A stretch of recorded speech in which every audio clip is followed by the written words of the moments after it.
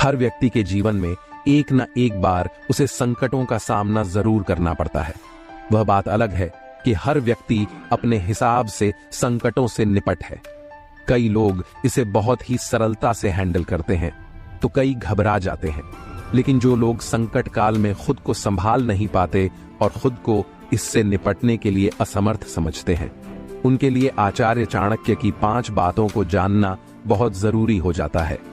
जी हाँ, जीवन के मुश्किल समय में ज्यादातर लोगों का विवेक काम नहीं करता है।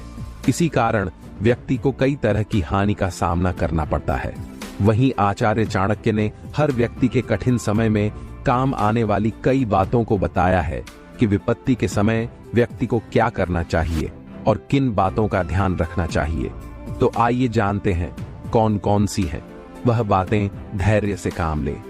चाणक्य नीति के अनुसार किसी भी मनुष्य को अपने विपरीत परिस्थिति में कभी भी धैर्य नहीं खोना चाहिए और हमेशा अपनी सोच सकारात्मक रखनी चाहिए।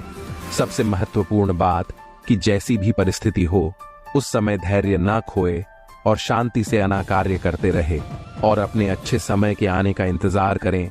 परिवार के सदस्यों की करें सुरक्षा। चाणक्य नीति के अनुसार संकट के समय परिवार के प्रति जिम्मेदारी निभाना इंसान का पहला कर्तव्य होना चाहिए।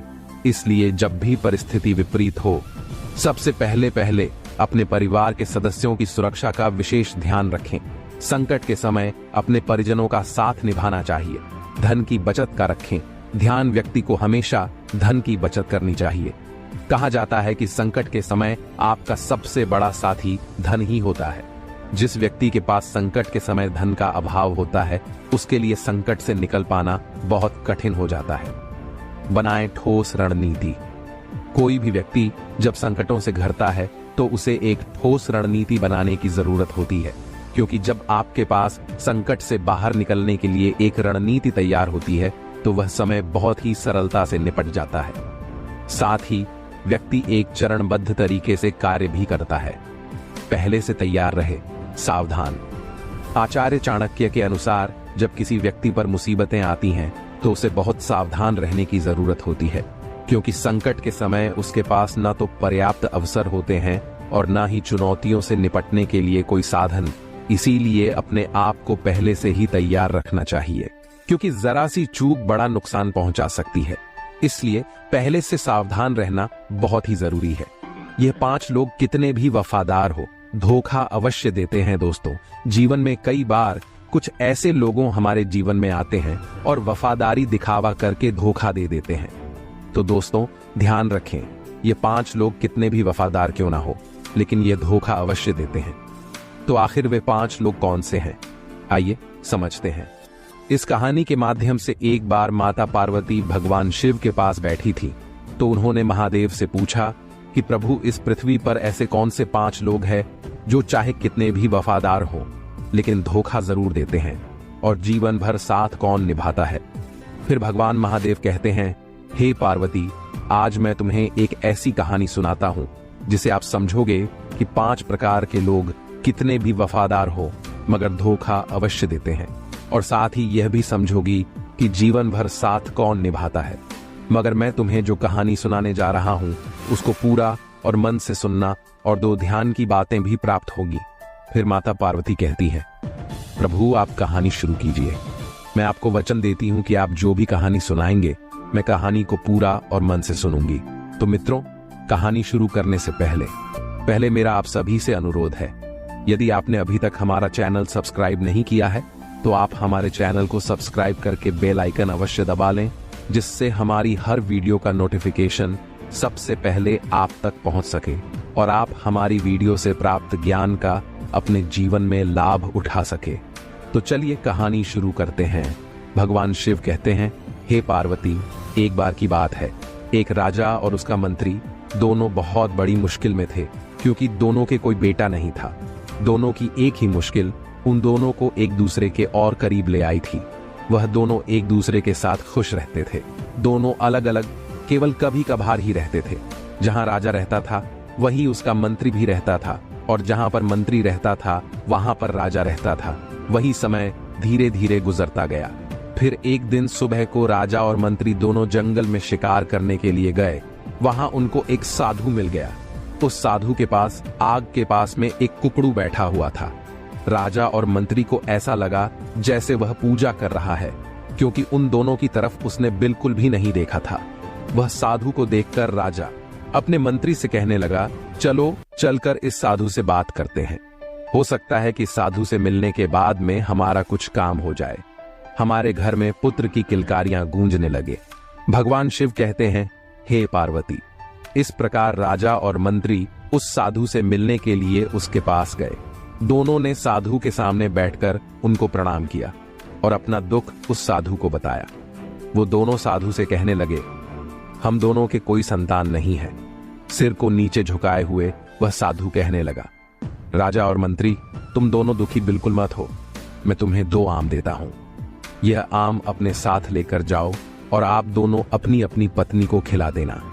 इन दोनों आमों को खाने के बाद में तुम दोनों की पत्नियां गर्भ धारण करेंगी और समय आने पर पुत्र रत्न की प्राप्ति होगी। वहीं राजा और मंत्री आम लेने के बाद में साधु को बहुत बहुत धन्यवाद देकर राजा और उसका मंत्री दोनों अपने घर लौट गए। आम ले जाकर अपनी अपनी पत्नियों को खिला दिए। फिर ठीक समय पर दोनों ने एक एक पुत्र को जन्म दिया। भगवान शिव कहते हैं, हे पार्वती, जब दोनों लड़के पैदा हुए तो राजा के घर में और मंत्री के घर में ही नहीं बल्कि सारे राज्य में खुशियां मनाई गई। ब्राह्मणों को बिना नाप तोल के बहुत सारा दान किया, गरीब लोगों को खाना खिलाया, सारे कैदियों छोड़ दिया। उस राज्य में ऐसा पहले कभी किसी ने नहीं देखा था। समय धीरे धीरे गुजरने लगा। वही दोनों घरों में दोनों बच्चों की खास देखभाल की गई। जब वह दोनों बच्चे बहुत छोटे थे तो उनकी देखभाल के लिए कई दासियां रखी जो उनकी देखभाल करती थीं। धीरे धीरे दोनों पुत्र बड़े हो गए। तब उनको गुरुकुल में पढ़ने के लिए भेज दिया गया। समय आने पर राजा और मंत्री का बेटा दोनों शिक्षा और कला दोनों में बहुत ही अच्छे निकले। वहीं जिस प्रकार राजा और मंत्री के बीच में प्रेम था, एक दूसरे के बिना ना कहीं जाते थे और ना एक दूसरे के बिना खाना खाते थे, बस उसी प्रकार राजा और मंत्री की तरह उनके पुत्र भी आपस में एक दूसरे से बहुत प्यार करते थे। वह अक्सर दोनों साथ साथ रहते थे। समय धीरे धीरे गुजरता गया। फिर जब राजा और मंत्री का पुत्र बड़ा हुआ तो एक दिन वह दोनों शिकार खेलने के लिए एक साथ जंगल में गए। वहां पर दोनों कई घंटों तक शिकार की खोज में घूमते रहे। काफी देर बाद राजकुमार बहुत थक गया और उसे प्यास लगी। वे अपने घोड़े से उतर गए और उन्होंने अपने अपने घोड़े को एक पेड़ से बांध दिए। भगवान शिव कहते हैं, हे पार्वती, राजकुमार वहीं घोड़े के पास में बैठ गया और मंत्री का बेटा पानी की खोज में चला गया। उसको जल्दी एक छोटी सी नदी मिल गई। वह राजकुमार की प्यास को तो भूल गया। वह उस नदी के स्रोत को ढूंढने के लिए चला गया। वहीं जब मंत्री का बेटा 1-2 मील आगे निकल गया तो उसको उस नदी का स्रोत मिल गया। वहां उसने एक सुंदर परी को एक शेर के साथ बैठा देखा। मंत्री के बेटे ने देखा कि वह शेर उस परी से डरा हुआ था। ऐसा दृश्य देखकर वह मंत्री का बेटा चौंक गया और अपने मित्र राजकुमार को बताने के लिए दौड़ करके उसके पास गया। मंत्री पुत्र राजकुमार को पिलाने के लिए पानी भी साथ लेकर गया और वह राजकुमार के पास पहुंच गया। वही जो मंत्री का बेटा राजकुमार के पास पहुंचा तो राजकुमार ने पूछा, अरे इतनी देर तक तुम कहां थे? मैं प्यास के मारे परेशान था और तुम ऐसे डरे डरे क्यों दिखाई दे रहे हो? आखिरकार तुम्हें क्या हुआ है? भगवान शिव कहते हैं, हे पार्वती।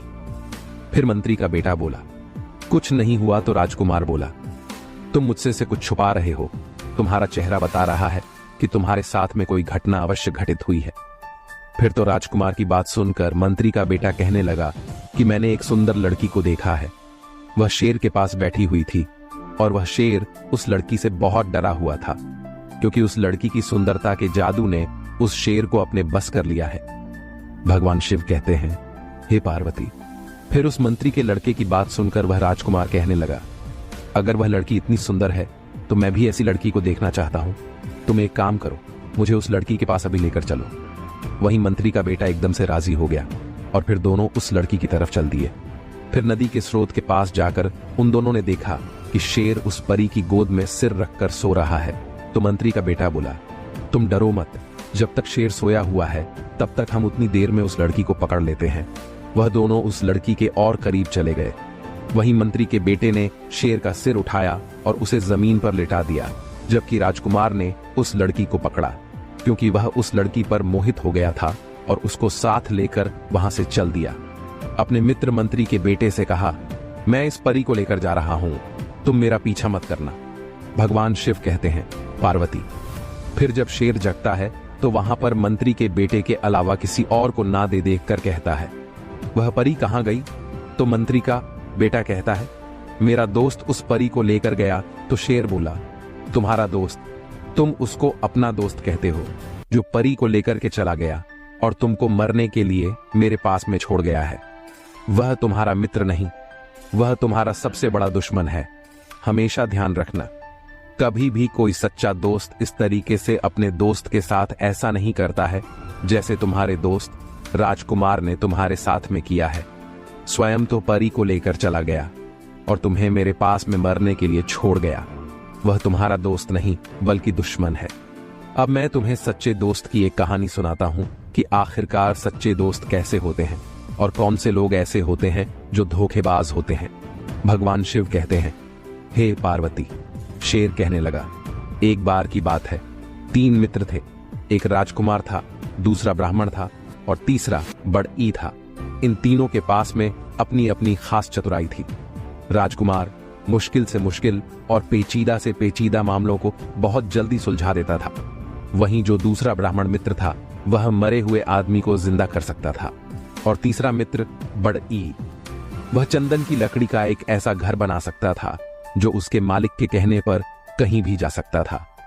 इस प्रकार तीनों मित्रों का समय बड़े ही प्यार से गुजर रहा था। फिर एक दिन ब्राह्मण और उसके माता पिता में कुछ कहासुनी हो गई, तो उसके माता पिता ने अपने पुत्र को घर से निकाल दिया। वहीं इस परेशानी के समय में वह ब्राह्मण का पुत्र अपने दोस्तों के पास पहुंचा और सारा हाल उनको सुनाया।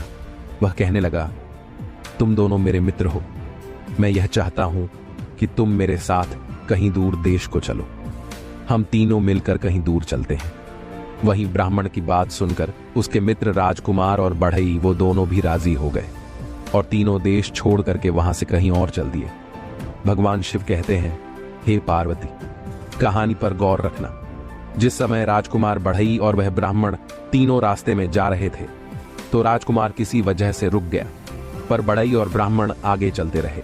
वहीं कुछ देर बाद राजकुमार जल्दी जल्दी आगे चला ताकि वह अपने दोस्तों को पकड़ सके, पर बदनसीबी से वह दूसरे रास्ते पर चले गए और अपने मित्रों को पकड़ नहीं सका। मगर वह इस आशा में आगे चलता रहा कि वह अपने दोस्तों को अवश्य ढूंढ लेगा। भगवान शिव कहते हैं, हे पार्वती, पर जब काफी दूर जाने पर भी उसको अपने मित्र नहीं मिले तो उसको लगा कि वह इतनी तेज क्यों जा रहे हैं कि वह उनको पकड़ नहीं पा रहा था। मगर उधर राजकुमार के दोनों मित्र ब्राह्मण और बढ़ई वह बहुत धीरे धीरे चल रहे थे और सोच रहे थे कि राजकुमार अब तक उनको पकड़ क्यों नहीं पाया। हम दोनों तो राजकुमार के इंतजार में बहुत ही धीरे धीरे चल जा रहे हैं। भगवान शिव कहते हैं, हे पार्वती, ब्राह्मण और बढ़ई वह राजकुमार के बारे में सोचते जा रहे थे। वहीं राजकुमार वह अपने मित्र ब्राह्मण और बढ़ई के बारे में सोचता जा रहा था। आखिरकार एक दूसरे की मुलाकात अब कहां पर और कैसे होगी। आखिरकार चलते चलते ब्राह्मण और बढ़ई ने मन में सोचा कि अब शायद राजकुमार से हमारी मुलाकात नहीं होगी, और फिर उसके मिलने की आशा छोड़ दी और मन में सोचने लगे, हो सकता है कि राजकुमार को घर की याद आ रही होगी और वह अपने घर वापस चला गया होगा। वहीं चलते चलते राजकुमार एक दिन बहुत बड़े मैदान में पहुंच गया, जिसके बीच में एक बहुत बड़ा महल था। उसने सोचा कि यहाँ पर कौन रहता होगा, यकीनन ये महल तो किसी बड़े आदमी का होगा, मैं जाकर यहाँ पता करता हूँ।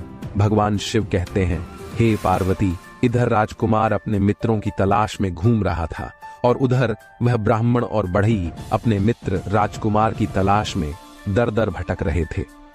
अब मैं सबसे पहले उस राजकुमार के बारे में बताता हूँ। जब राजकुमार ने एक बड़ा महल देखा तो उसने जाकर दरवाजा खटखटाया, तो उस महल में से एक बहुत ही सुंदर लड़की निकल कर आई और उसने दरवाजा खोला और बड़ी मीठी आवाज में उसको अंदर आने के लिए कहा। फिर राजकुमार उस लड़की के कहने से जब अंदर पहुंच गया तो लड़की एकदम से रोने लगी। वहीं राजकुमार ने जब उस लड़की के रोने की वजह पूछी तो लड़की कहने लगी कि तुम्हारी सुंदरता और तुम्हारी जवानी देखकर मुझे तुम पर दया आती है। अनजाने में तुम अपनी मौत के मुंह फंस गए हो। वो लड़की कहने लगी, तुमने इस महल में आने से पहले इस महल के बारे में जानने की कोशिश क्यों नहीं की? तुम नहीं जानते, यह महल एक राक्षस का है। इस महल में एक राक्षस रहता है जिसने मुझे अपने कब्जे में कर रखा है, जिसने कई मील दूर तक के सारे लोगों को खा लिया है। मुझे इस बात का अफसोस है कि अब मैं तुम्हें क्या बताऊं। मुझे एक ही बात का डर है, कहीं वह राक्षस तुम्हें भी खा ना ले। भगवान शिव कहते हैं, हे पार्वती। वहीं उस सुंदरी की बात को सुनकर वह राजकुमार कहने लगा, नहीं नहीं, तुम इतनी ना उम्मीद ना हो, धीरज रखो। मुझे उसके बारे में कुछ बताओ तो शायद मेरी जान बच जाए। वही वह लड़की सिसकते हुए कहने लगी, पर मुझे पता नहीं कि मैं तुम्हारी सुरक्षा के लिए क्या कर सकती हूं। वही थोड़ा सोचने के बाद में फिर वह लड़की उस राजकुमार को महल के पीछे वाले कमरे की तरफ ले गई और उसमें रखे एक बड़े बक्से में उस राजकुमार को बंद कर दिया और उससे बोली, अब तुम यहां पर तब तक चुपचाप आप रहो जब तक मैं दोबारा लौट कर ना आऊं। भगवान तुम्हारी रक्षा करें। भगवान शिव कहते हैं, हे पार्वती। इधर उस लड़की ने उस राजकुमार को उस संदूक में बंद कर दिया। वहीं शाम को जब राक्षस उस महल में लौटा तो उसकी तेज सूंघने की ताकत से उस यह आभास हो गया कि कहीं ना कहीं कोई आदमी मौजूद है।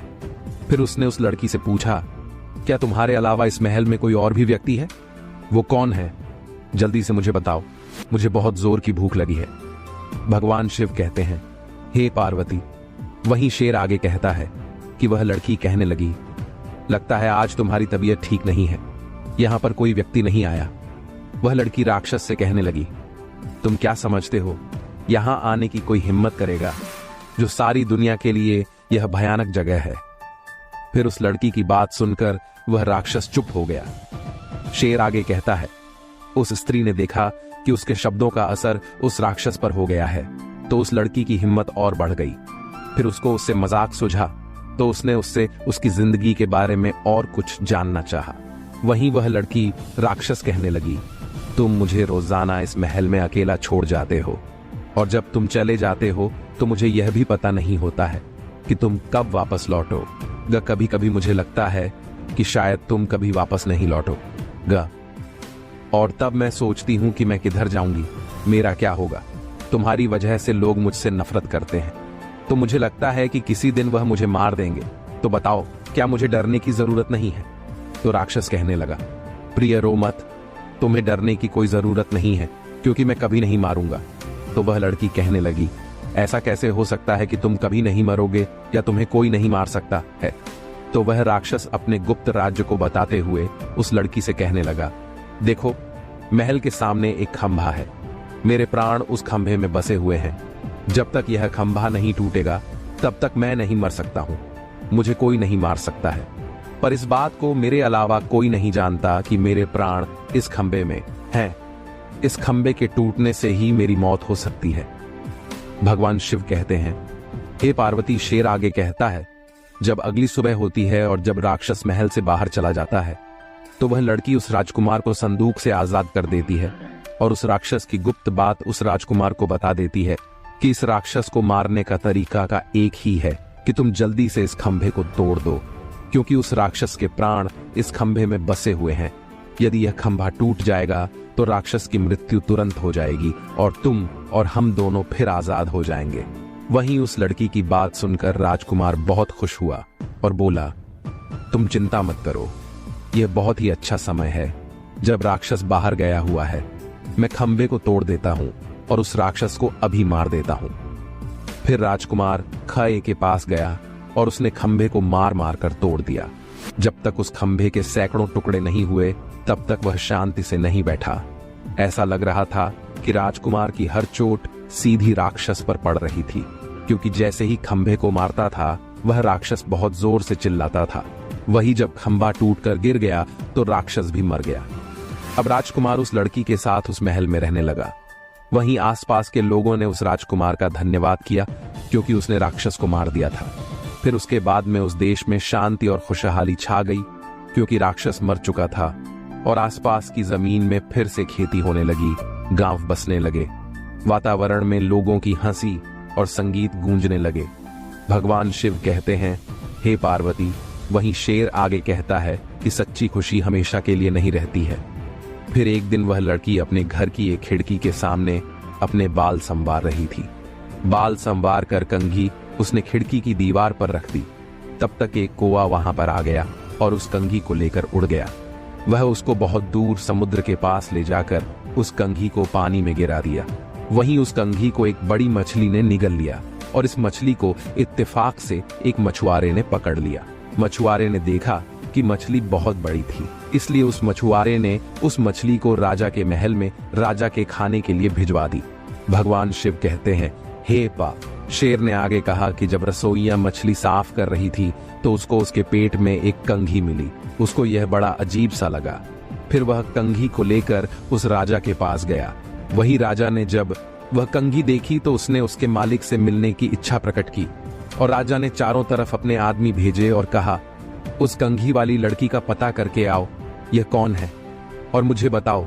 जो भी इस कंघी वाली लड़की के बारे में बताएगा मैं उसे बहुत बड़ा इनाम दूंगा। भगवान शिव कहते हैं, पार्वती। शेर आगे कहता है कि कुछ समय बाद में एक स्त्री मिली जिसने कहा कि वह उस कंघी को पहचानती है और उसने यह भी वादा किया कि वह उस कंघी की मालकिन से राजा को मिलवा देगी, क्योंकि वह स्त्री उस राजकुमार की पत्नी के बारे में जानती थी कि ऐसी कंघी उस राजकुमार की पत्नी इस्तेमाल करती है। और फिर वह स्त्री राजकुमार की पत्नी से मिली और बहुत जल्दी राजकुमार के परिवार में घुल मिल गई। इतना ही नहीं, बल्कि उस स्त्री को उसके महल में रहने के लिए भी बुला लिया गया तो उसने तुरंत स्वीकार कर लिया, क्योंकि राजकुमार की पत्नी से उस स्त्री ने मित्रता कर ली थी। फिर राजकुमार की पत्नी ने कहा कि तुम हमारी मित्र हो, तुम हमारे घर पर रहो। भगवान शिव कहते हैं, हे पार्वती। शेर आगे कहता है कि वह स्त्री मन में सोचने लगी कि जब तक राजकुमार जिंदा है तब तक वह अपने उद्देश्य में सफल नहीं हो सकती है। फिर उसने राजकुमार को जहर दे दिया और वैद्य को रिश्वत देकर उसकी पत्नी से यह कहलवान की मृत्यु हो गई है। वहीं राजकुमार की पत्नी तो राजकुमार की मौत पर बहुत दुखी हुई और बहुत रोई।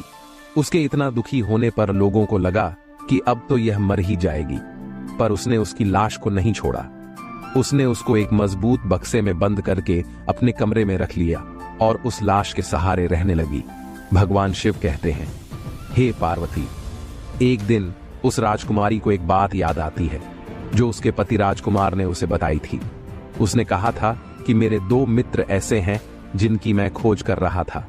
आज मैं तुम्हें के बारे में बताता हूं कि मेरे दोनों मित्रों के अंदर एक ऐसी कला है कि एक मित्र तो ऐसा है कि मरे हुए व्यक्ति को जीवित कर सकता है और दूसरा मित्र ऐसा है, वह ऐसा मकान बना सकता है जिसको आज्ञा देते ही वह कहीं भी उनके साथ जा सकता है। भगवान शिव कहते हैं, हे पार्वती।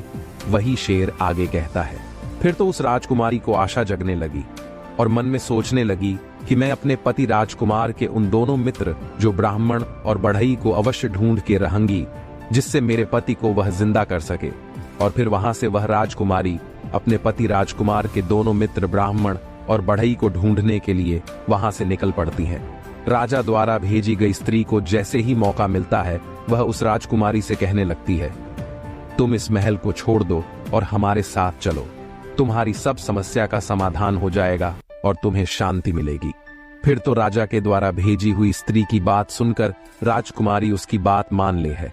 वह राजी हो जाती है और उसके साथ चली जाती है। भगवान शिव कहते हैं, हे पार्वती।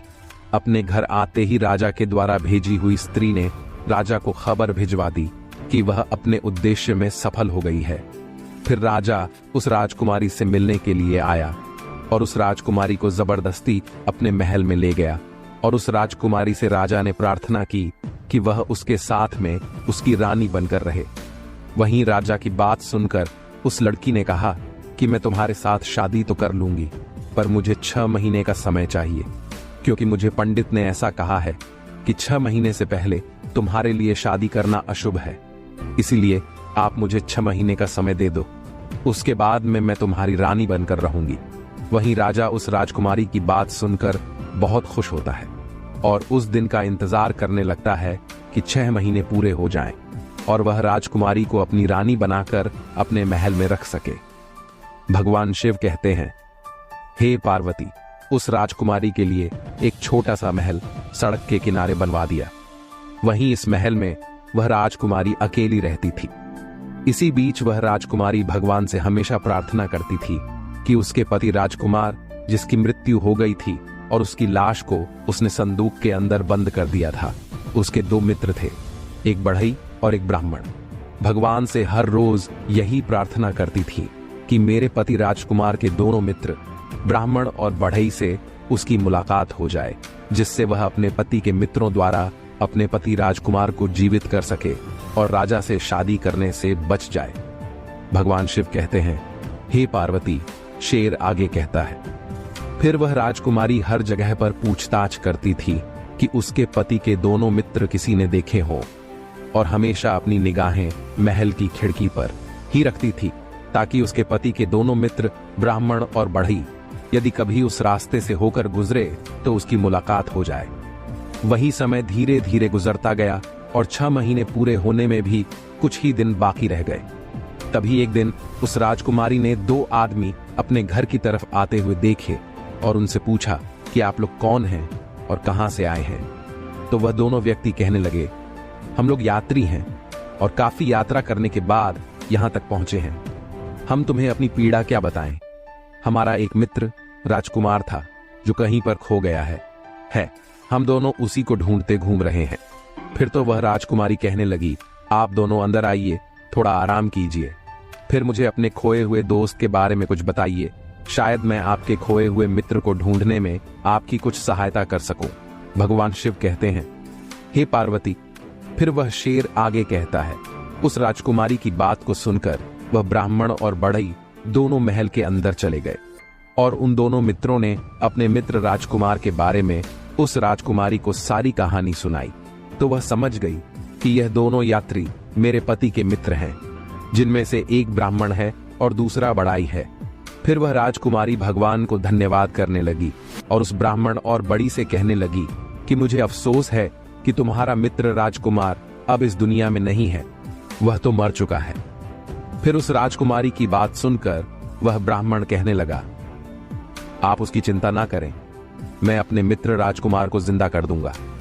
भगवान का लाख लाख धन्यवाद है कि उसने आपके पास में हमें ठीक स्थान पर पहुंचा दिया। भगवान आपकी हर इच्छा पूरी करें। अब आप हमें केवल हमारे मित्र राजकुमार का शरीर दिखा दीजिए, जिसको ढूंढने के लिए हम कई वर्षों से भटक रहे हैं। भगवान शिव कहते हैं, हे पार्वती। शेर आगे कहता है कि ब्राह्मण और बढ़ई की बात को सुनकर कि वह लड़की कहने लगी कि हमको बड़ी सावधानी से काम लेना है। इस देश के राजा को मुझसे बहुत प्यार हो गया है।